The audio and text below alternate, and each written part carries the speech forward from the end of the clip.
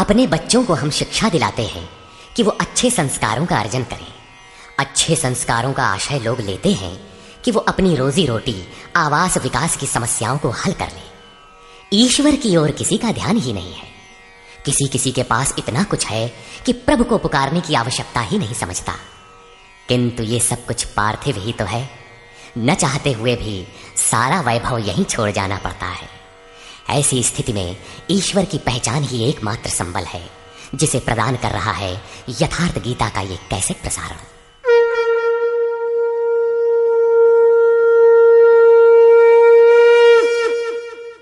ओम श्री परमात्मने नमः। यथार्थ गीता श्रीमद् भगवद गीता अथ 10वां। गत अध्याय में योगेश्वर श्री कृष्ण ने गुप्त राज विद्या का चित्रण किया, जो निश्चय ही कल्याण करती है। 10वें अध्याय में उनका कथन है कि महाबाहु अर्जुन, मेरे परम रहस्य युक्त वचन को फिर भी सुन। यहां उसी को दूसरी बार कहने की आवश्यकता क्या है? वस्तुतः साधक को पूर्ति पर्यंत खतरा है। ज्यों ज्यों वो स्वरूप में ढलता जाता है, प्रकृति के आवरण सूक्ष्म होते जाते हैं, नए नए दृश्य आते हैं। उसकी जानकारी महापुरुष ही देते रहते हैं, वो नहीं जानता। यदि वे मार्गदर्शन करना बंद कर दे तो साधक स्वरूप की उपलब्धि से वंचित रहेगा। जब तक वो स्वरूप से दूर है तब तक सिद्ध है कि प्रकृति का कोई ना कोई आवरण बना है। फिसलने लड़खड़ाने की संभावना बनी रहती है। अर्जुन शरणागत शिष्य है। उसने कहा था, शिष्यस्तेहं शाधिमां त्वां प्रपन्नम। भगवान, मैं आपका शिष्य हूं, आपकी शरण हूं, मुझे संभालिए। अतः उसके हित की कामना से योगेश्वर श्री कृष्ण पुनः बोले।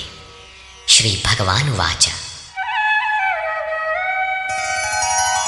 भूय एव महाबाहो शृणु मे परमं वचः यत्तेऽहं प्रीयमाणाय वक्ष्यामि हितकाम्यया। महाबाहु अर्जुन, मेरे परम प्रभाव युक्त वचन को पुनः सुन, जो मैं तुझ अतिशय प्रेम रखने वाले के हित की इच्छा से कहूंगा।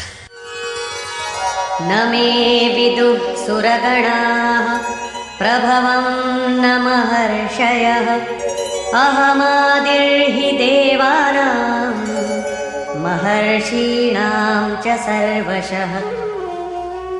अर्जुन, मेरी उत्पत्ति को न देवता लोग जानते हैं और न महर्षिगण ही जानते हैं।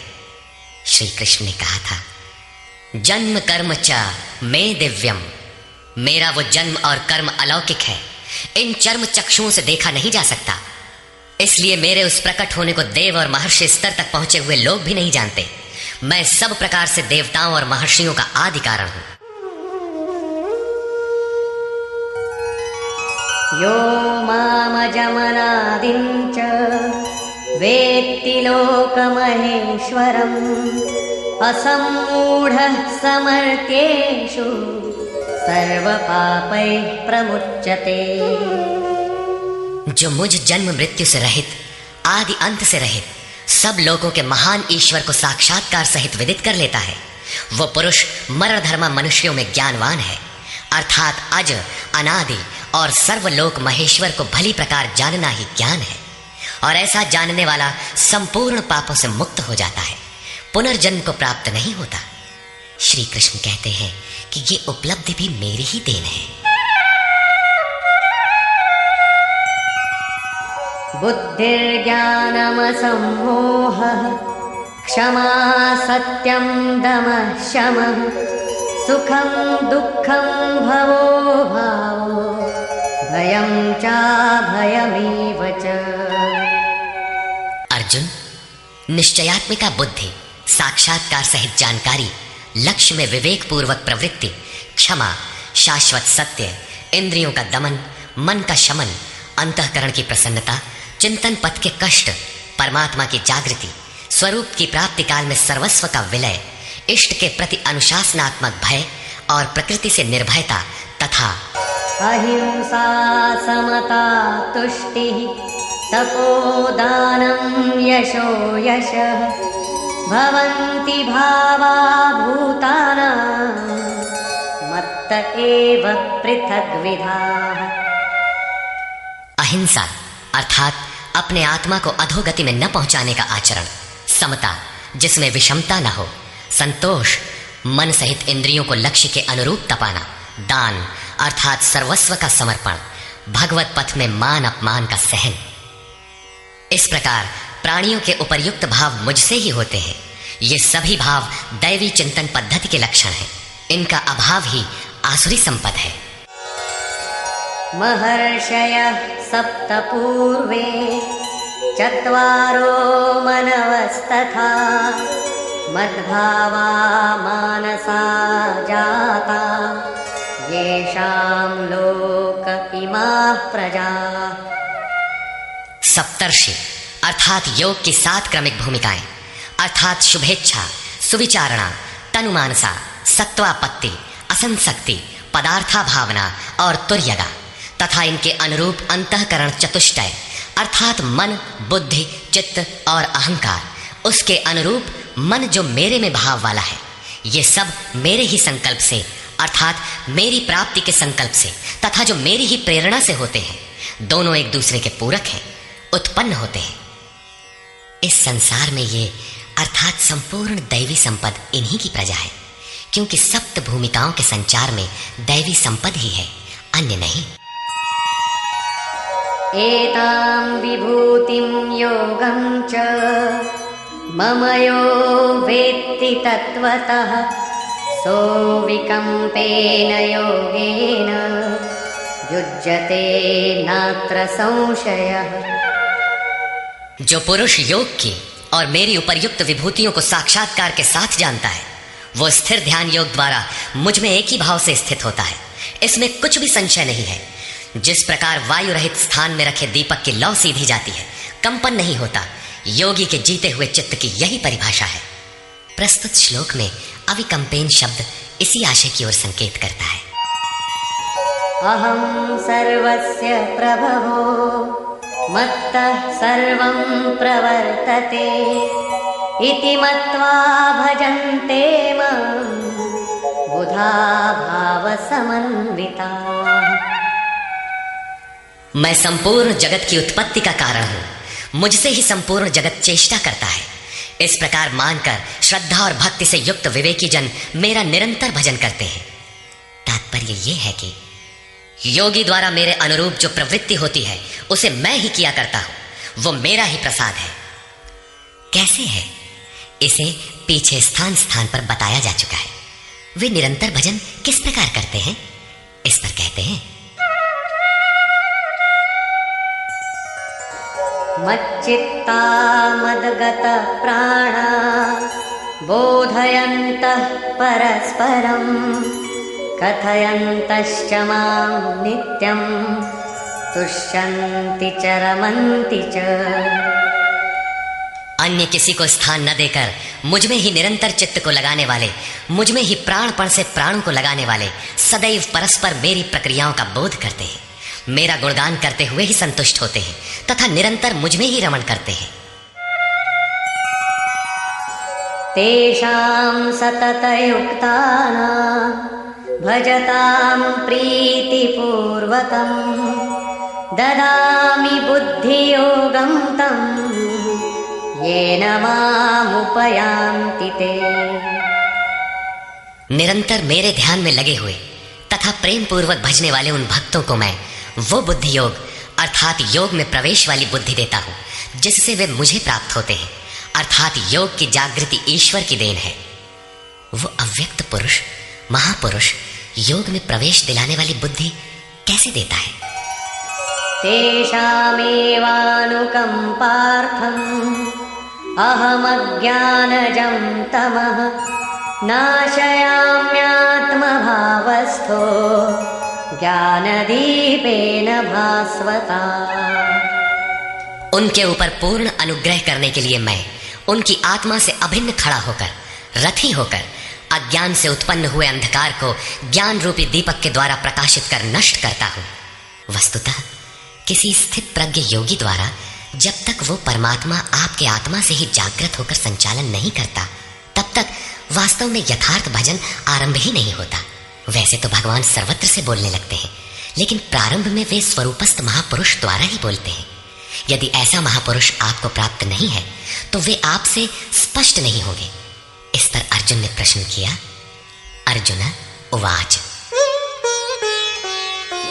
परं ब्रह्म परं धाम पवित्रं परमं भवान् पुरुषं शाश्वतं दिव्यम् आदिदेवमजं विभुम् आहुस्त्वां ऋषयः सर्वे देवर्षिर्नारदस्तथा असितो देवलो व्यासः स्वयं चैव ब्रवीषि मे। भगवान, आप परब्रह्म, परम धाम तथा परम पवित्र हैं, क्योंकि आपको सभी ऋषिगण सनातन, दिव्य पुरुष, देवों का भी आदि देव, अजन्मा और सर्वव्यापी कहते हैं। परम पुरुष, परम धाम का ही पर्याय दिव्य पुरुष, अजन्मा आदि शब्द है। देवर्षि नारद, असित, देवल, व्यास तथा स्वयं आप भी मुझसे वही कहते हैं। अर्थात पहले भूतकालीन महर्षि कहते हैं, अब वर्तमान में जिनकी संगत उपलब्ध है, नारद, देवल, असित और व्यास का नाम लिया, जो अर्जुन के समकालीन थे। अर्थात सत्पुरुषों की संगति अर्जुन को प्राप्त थी। आप भी वही कहते हैं। अतः सर्वमेतद्ऋतं मन्ये यन्मां वदसि केशव न हि ते भगवन् व्यक्तिं विदुर्देवा न दानवाः। हे केशव, जो कुछ भी आप मेरे लिए कह रहे हैं वो सब मैं सत्य मानता हूं। आपके व्यक्तित्व को न देवता और न दानव ही जानते हैं। स्वयमेवात्मनात्मानं वेत्थत्वं पुरुषोत्तम भूतभावनभूतेश देवदेव जगत्पते। हे भूतों को उत्पन्न करने वाले, हे भूतों के ईश्वर, हे देव देव, हे जगत के स्वामी, हे पुरुषों में उत्तम, स्वयं आप ही अपने को जानते हैं, अथवा जिसकी आत्मा में जागृत होकर आप जना देते हैं वो जानता है। वो भी आपके द्वारा आपका जानना हुआ। इसलिए वक्तुमर्हस्य शेषेण दिव्यायात्मविभूतयः याभिर्विभूतिभिर्लोकान् इमांस्त्वं व्याप्य तिष्ठसि। आप ही अपनी उन दिव्य विभूतियों को संपूर्ण रूप से लेश मात्र विशेष न रखकर कहने में सक्षम हैं, जिन विभूतियों द्वारा आप इन सब लोगों को व्याप्त करके स्थित हैं। कथं विद्यामहं योगिन् त्वां सदा परिचिन्तयन् केषु केषु च भावेषु चिन्त्योऽसि भगवन्मया।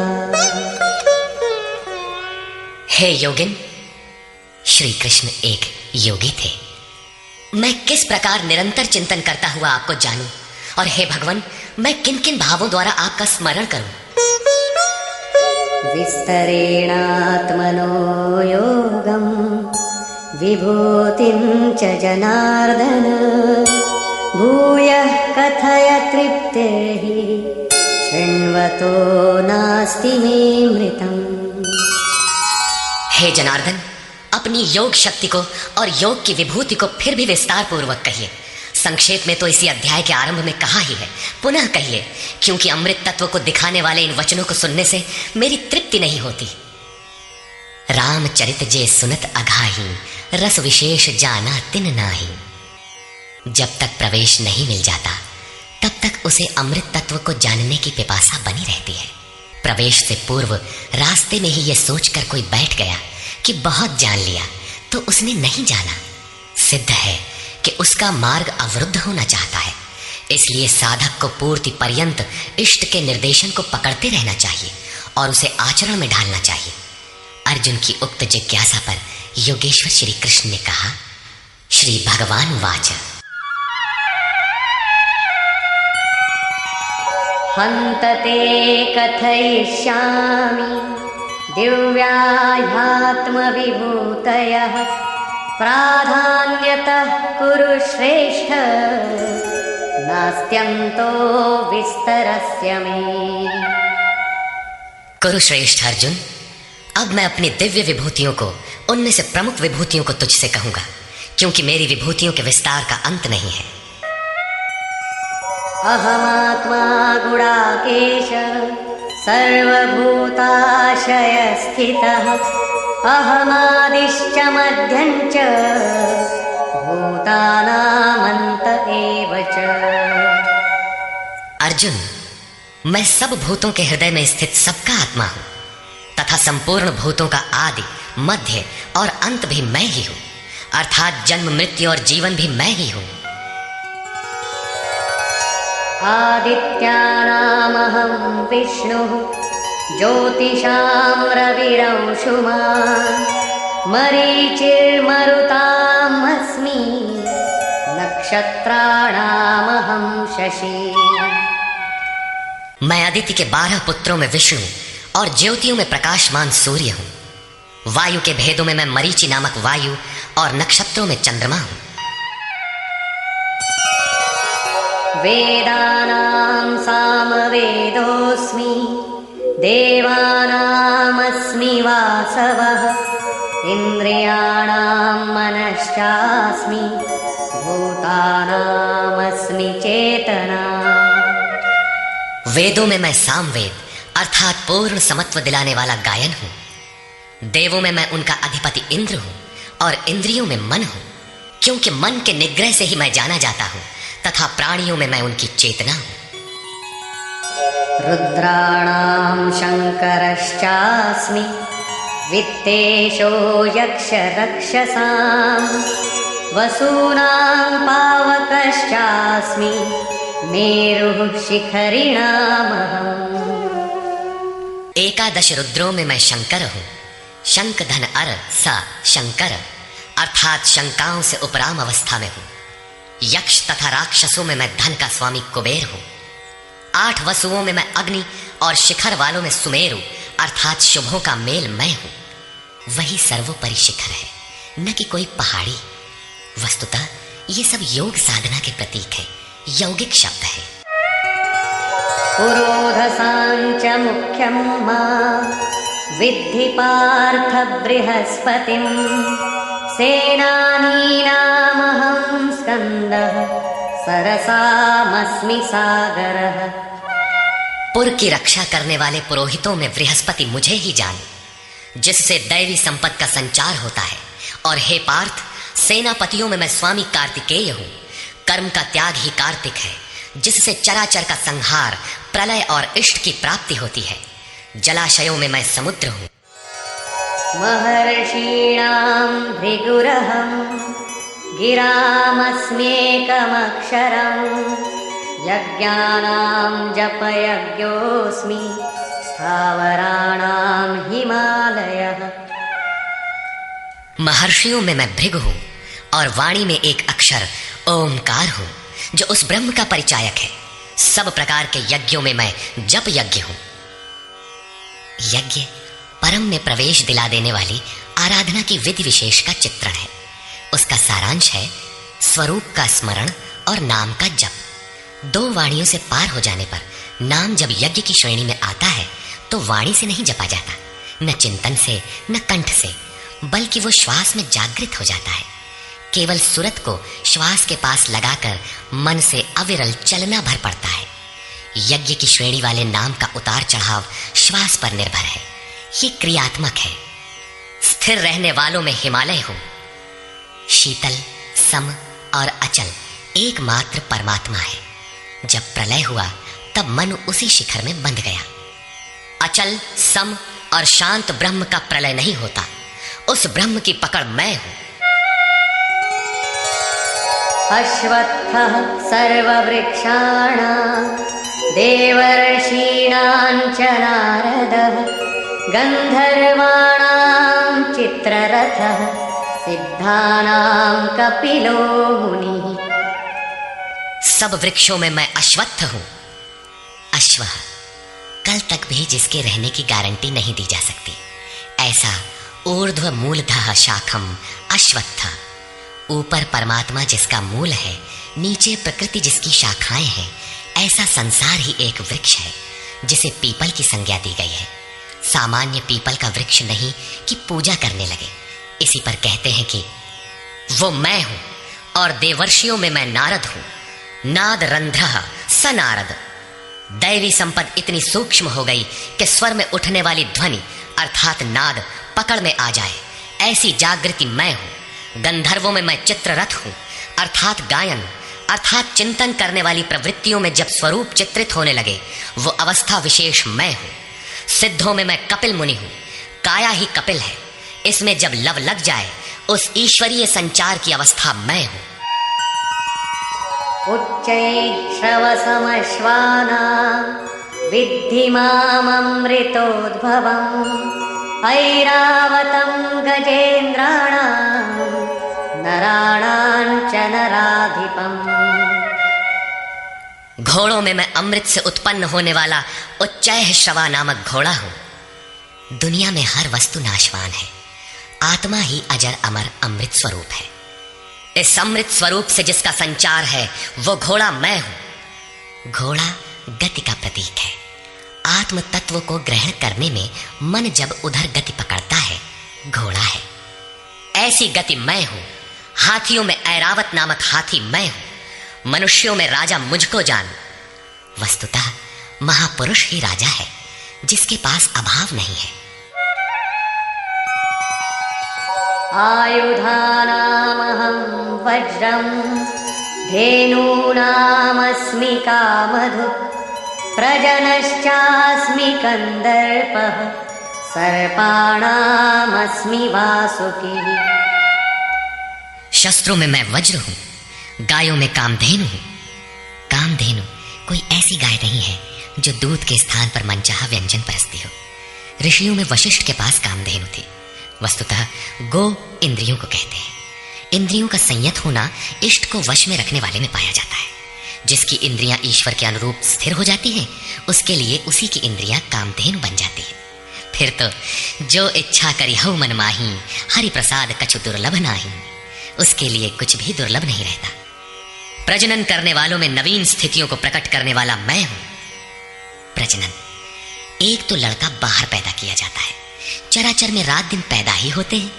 चूहे चींटी रात दिन करते हैं ऐसा नहीं, बल्कि एक स्थिति से दूसरी स्थिति, इस प्रकार वृत्तियों का परिवर्तन होता है।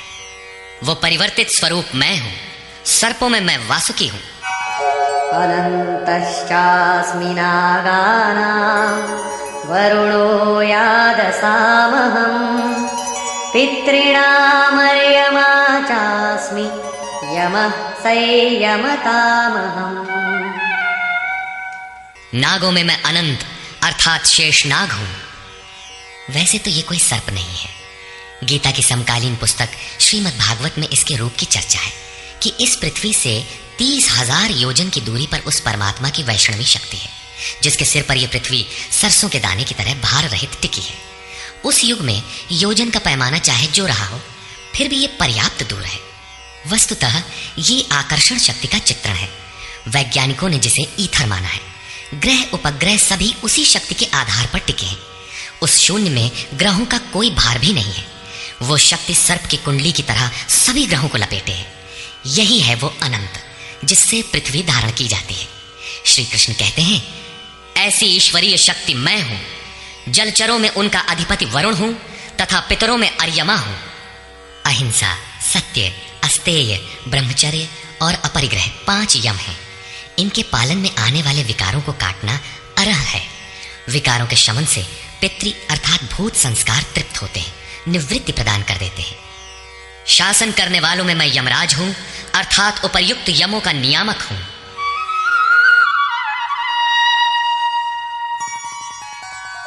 प्रह्लादश्चास्मि दैत्यानां कालः कलयतामहं मृगाणां च मृगेन्द्रोऽहं वैनतेयश्च पक्षिणाम्।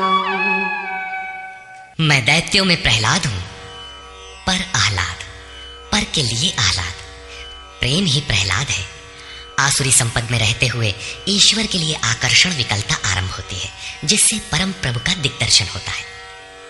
ऐसा प्रेमोल्लास मैं हूं, गिनती करने वालों में मैं समय हूं। 1 2 3 4 ऐसी गिनती या क्षण, घड़ी, दिन, पक्ष, मास इत्यादि नहीं, बल्कि ईश्वर के चिंतन में लगा हुआ समय मैं हूं।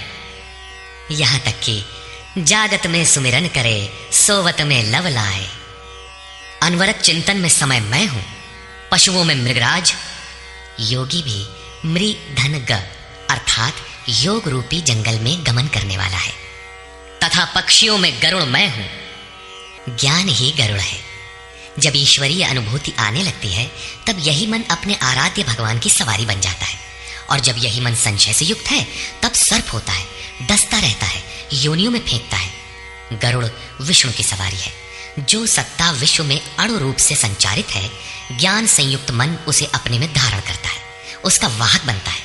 श्री कृष्ण कहते हैं, इष्ट को धारण करने वाला मन मैं हूं। पवन पवतामस्मि, राम शस्त्रभृतामहं, झषाणां मकरश्चास्मि, स्रोतसामस्मि जाह्नवी। पवित्र करने वालों में मैं वायु हूं, शस्त्रधारियों में राम हूं। रमन्ति योगिनः यस्मिन् स रामः। योगी किसमें रमण करते हैं? अनुभव में। ईश्वर इष्ट रूप में जो निर्देशन देता है, योगी उसमें रमण करते हैं।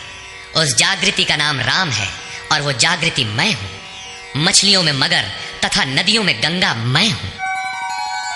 सर्गाणामादिरन्तश्च मध्यं चैवाहमर्जुन, अध्यात्मविद्या विद्यानां वादः प्रवदतामहम्। हे अर्जुन, सृष्टियों का आदि, अंत और मध्य मैं ही हूं। विद्याओं में अध्यात्म विद्या मैं हूं। जो आत्मा का आधिपत्य दिला दे, वो विद्या मैं हूं। संसार में अधिकांश प्राणी माया के आधिपत्य में है। राग, द्वेष, काल, कर्म, स्वभाव और गुणों से प्रेरित है। इनके आधिपत्य से निकालकर आत्मा के आधिपत्य में ले जाने वाली विद्या मैं हूं, जिसे अध्यात्म विद्या कहते हैं। परस्पर होने वाले विवादों में ब्रह्म चर्चा में जो निर्णायक है, ऐसी वार्ता मैं हूं। शेष निर्णय तो अनिर्णीत होते हैं। अक्षराणामकारोऽस्मि, द्वन्द्वः सामासिकस्य च, अहमेवाक्षयः कालो, धाताहं विश्वतो मुखः। मैं अक्षरों में आकार, ओमकार तथा समासों में द्वंद्व नामक समास हूं। अक्षय काल मैं हूं। काल सदैव परिवर्तनशील है, किंतु वो समय जो अक्षय अजर अमर परमात्मा में प्रवेश दिलाता है, वो अवस्था मैं हूं। विराट स्वरूप अर्थात सर्वत्र व्याप्त, सबको धारण पोषण करने वाला भी मैं ही हूं। मृत्युः सर्वहरश्चाहम्, उद्भवश्च भविष्यताम्, कीर्तिः श्रीर्वाक्च नारीणाम्, स्मृतिर्मेधा धृतिः क्षमा। मैं सबका नाश करने वाला मृत्यु और आगे होने वालों की उत्पत्ति का कारण हूं। स्त्रियों में मैं यश, शक्ति, वाक्पटुता, स्मृति, मेधा अर्थात बुद्धि, धैर्य और क्षमा मैं हूं। अध्याय 15 में श्लोक 16 के अनुसार पुरुष 2 ही प्रकार के होते हैं, क्षर और अक्षर। संपूर्ण भूतादिकों की उत्पत्ति और विनाश वाले ये शरीर क्षर पुरुष हैं। वे नर, मादा, पुरुष अथवा स्त्री कुछ भी कहलाएं, श्री कृष्ण के शब्दों में पुरुष ही है। दूसरा है अक्षर पुरुष, जो कूटस्थ चित्त के स्थिर काल में देखने में आता है। यहां भी बुद्धि इत्यादि स्त्रियों के ही गुण बताए गए। क्या इन सद्गुणों की आवश्यकता पुरुषों के लिए नहीं है? कौन ऐसा पुरुष है जो श्रीमान, कीर्तिवान, वक्ता, स्मरण शक्ति संपन्न, मेधावी, धैर्यवान और क्षमावान नहीं बनना चाहता? बौद्धिक स्तर पर कमजोर लड़कों में इन्हीं गुणों का विकास करने के लिए माता पिता पढ़ाई की अतिरिक्त व्यवस्था करते हैं। यहां कहते हैं कि ये लक्षण केवल स्त्रियों में पाए जाते हैं। अतः आप विचार कर देखें कि स्त्री कौन है। वस्तुतः आपके हृदय की प्रवृत्ति ही नारी है। उसमें इन गुणों का संचार होना चाहिए। इन गुणों को धारण करना स्त्रीलिंग पुल्लिंग सबके लिए उपयोगी है।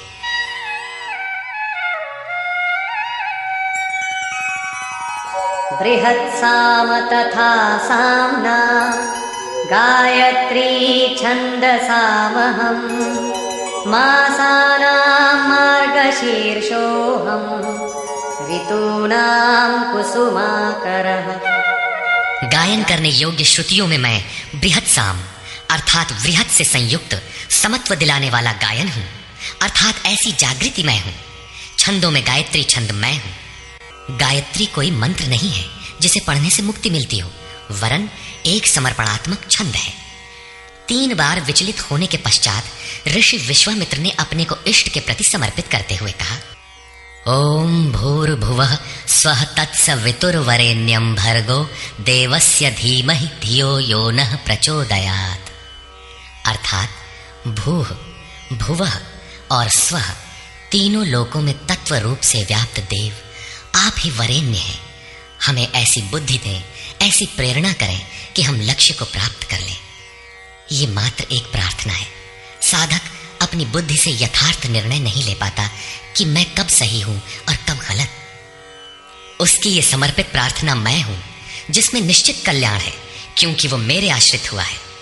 मासों में शीर्षस्थ मार्ग मैं हूं और जिसमें सदैव बहार हो ऐसा ऋतु, हृदय की ऐसी अवस्था भी मैं ही हूं।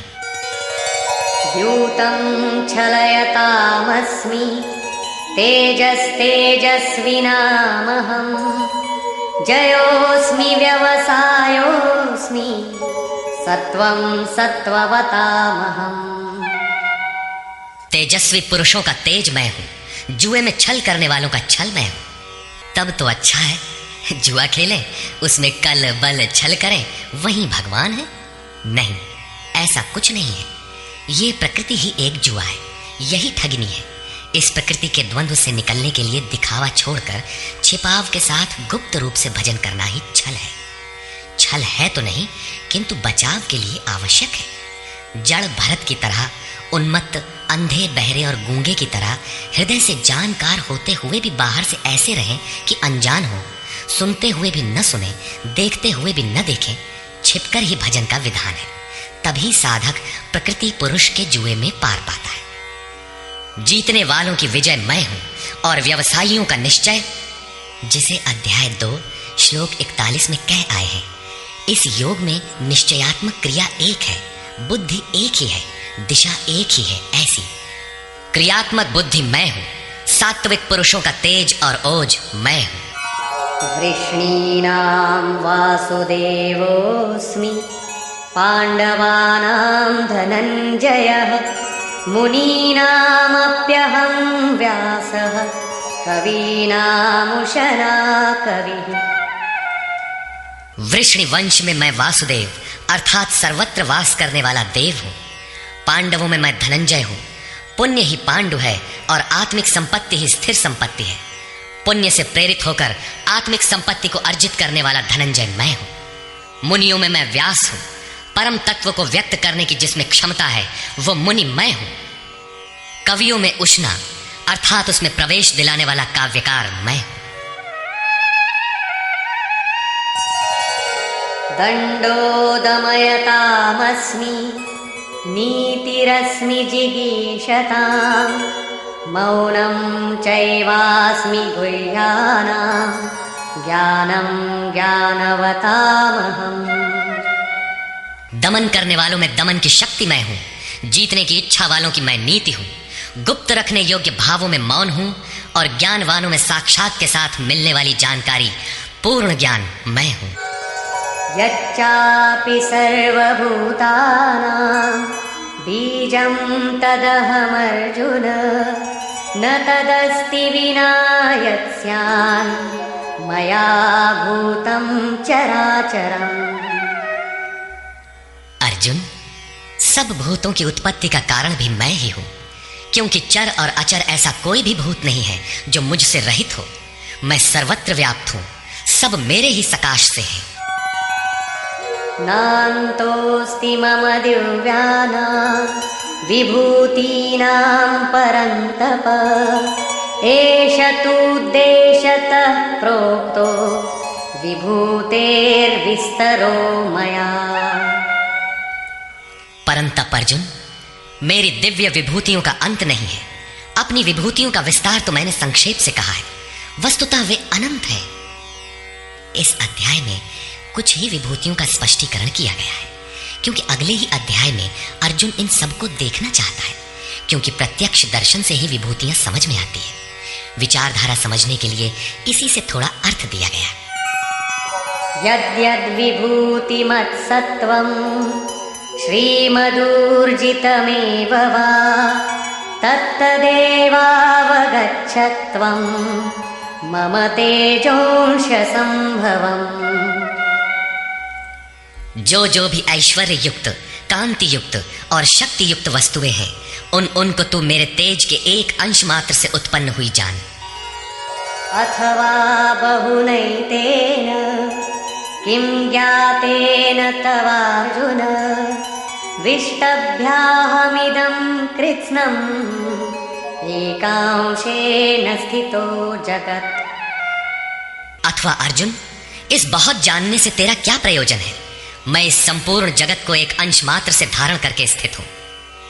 उपर्युक्त विभूतियों के वर्णन का तात्पर्य ये नहीं है कि आप या अर्जुन इन सभी वस्तुओं को पूजने लगे, बल्कि श्री कृष्ण का आशय केवल इतना ही है कि इन सब ओर से श्रद्धा समेट कर केवल उन अविनाशी परमात्मा में लगावे। इतने से ही उनका कर्तव्य पूर्ण हो जाता है। निष्कर्ष, इस अध्याय में श्री कृष्ण ने कहा कि अर्जुन, मैं तुझे पुनः उपदेश करूंगा, क्योंकि तू मेरा अतिशय प्रिय है। पहले कह चुके हैं, फिर भी कहने जा रहे हैं, क्योंकि पूर्ति पर्यंत सद्गुरु से सुनने की आवश्यकता रहती है। मेरी उत्पत्ति को न देवता और न महर्षिगण ही जानते हैं, क्योंकि मैं उनका भी आदि कारण हूं। अव्यक्त स्थिति के पश्चात की सार्वभौम अवस्था को वही जानता है जो हो चुका है। जो मुझ अजन्मा, अनादि और संपूर्ण लोकों के महान ईश्वर को साक्षात्कार सहित जानता है, वही ज्ञानी है। बुद्धि, ज्ञान, असम्मूढ़ता, इंद्रियों का दमन, मन का शमन, संतोष, तप, दान और कीर्ति के भाव अर्थात दैवी संपत्ति के उक्त लक्षण मेरी देन है। 7 महर्षिजन अर्थात योग की 7 भूमिकाएं, उससे भी पहले होने वाले तदनुरूप अंतःकरण, चतुष्टय और इनके अनुकूल मन जो स्वयंभू है, स्वयं रचयिता है, ये सब मुझ में भाव वाले, लगाव और श्रद्धा वाले हैं, जिनकी संसार में संपूर्ण प्रजा है। ये सब मुझसे ही उत्पन्न है, अर्थात साधनामयी प्रवृत्तियां मेरी ही प्रजा है। इनकी उत्पत्ति अपने से नहीं, गुरु से होती है। जो उपर्युक्त मेरी विभूतियों को साक्षात जान लेता है, वह निस्संदेह मुझ में एक ही भाव से प्रवेश करने योग्य है। अर्जुन, मैं ही सबकी उत्पत्ति का कारण हूं, ऐसा जो श्रद्धा से जान लेते हैं, वे अनन्य भाव से मेरा चिंतन करते हैं, निरंतर मुझ में मन, बुद्धि और प्राणों से लगने वाले होते हैं, आपस में मेरा गुण चिंतन और मुझ में रमण करते हैं। उन निरंतर मुझसे संयुक्त हुए पुरुषों को मैं योग में प्रवेश करने वाली बुद्धि प्रदान करता हूं। यह भी मेरी ही देन है। किस प्रकार बुद्धि योग देते हैं? तो अर्जुन, आत्मभावस्थ उनकी आत्मा में जागृत होकर खड़ा हो जाता हूं और उनके हृदय में अज्ञान से उत्पन्न अंधकार को ज्ञान रूपी दीपक से नष्ट करता हूं। अर्जुन ने प्रश्न किया कि भगवान, आप परम पवित्र, सनातन, दिव्य, अनादि और सर्वत्र व्याप्त हैं, ऐसा महर्षिगण कहते हैं, तथा वर्तमान में देवर्षि नारद, देवल, व्यास और आप भी वही कहते हैं। यह सत्य भी है कि आपको न देवता जानते हैं और न दानव, स्वयं आप जिसे जना दे वही जान पाता है। आप ही अपनी विभूतियों को कहने में समर्थ हैं। अतः जनार्दन, आप अपनी विभूतियों को विस्तार से कहिए। पूर्ति पर्यंत इष्ट से सुनते रहने की उत्कंठा बनी रहनी चाहिए। आगे इष्ट के अंतराल में क्या है, उसे साधक क्या जाने। इस पर योगेश्वर श्री कृष्ण ने एक एक करके अपनी प्रमुख विभूतियों का लक्षण संक्षेप में बताया, जिनमें से कुछ तो योग साधन में प्रवेश करने के साथ मिलने वाली अंतरंग विभूतियों का चित्रण है, और शेष कुछ समाज में रिद्धियों सिद्धियों के साथ पाई जाने वाली विभूतियों पर प्रकाश डाला। और अंत में उन्होंने बल देकर कहा, अर्जुन, बहुत कुछ जानने से तेरा क्या प्रयोजन है? इस संसार में जो कुछ भी तेज और ऐश्वर्य युक्त वस्तुएं हैं, वह सब मेरे तेज के अंश मात्र में स्थित है। वस्तुतः मेरी विभूतियां अपार हैं। ऐसा कहते हुए योगेश्वर ने इस अध्याय का पटाक्षेप किया। इस अध्याय में श्री कृष्ण ने अपनी विभूतियों की मात्र बौद्धिक जानकारी दी, जिससे अर्जुन की श्रद्धा सब ओर से सिमटकर एक इष्ट में लग जाए। किंतु बंधुओं, सब कुछ सुन लेने और बाल की खाल निकालकर समझ लेने के बाद भी चलकर उसे जानना शेष ही रहता है। यह क्रियात्मक पथ है। संपूर्ण अध्याय में योगेश्वर की विभूतियों का ही वर्णन है। अतः ओम तत्सदिति श्रीमद् भगवद गीता सूपनिषत्सु ब्रह्म विद्यायाम योग शास्त्रे श्री कृष्णार्जुन संवादे विभूति वर्णन योगो नाम 10वां अध्याय। इस प्रकार स्वामी अड़गड़ानंद कृत श्रीमद् भगवद गीता के भाष्य यथार्थ गीता का 10वां अध्याय पूर्ण होता है। हरि ओम।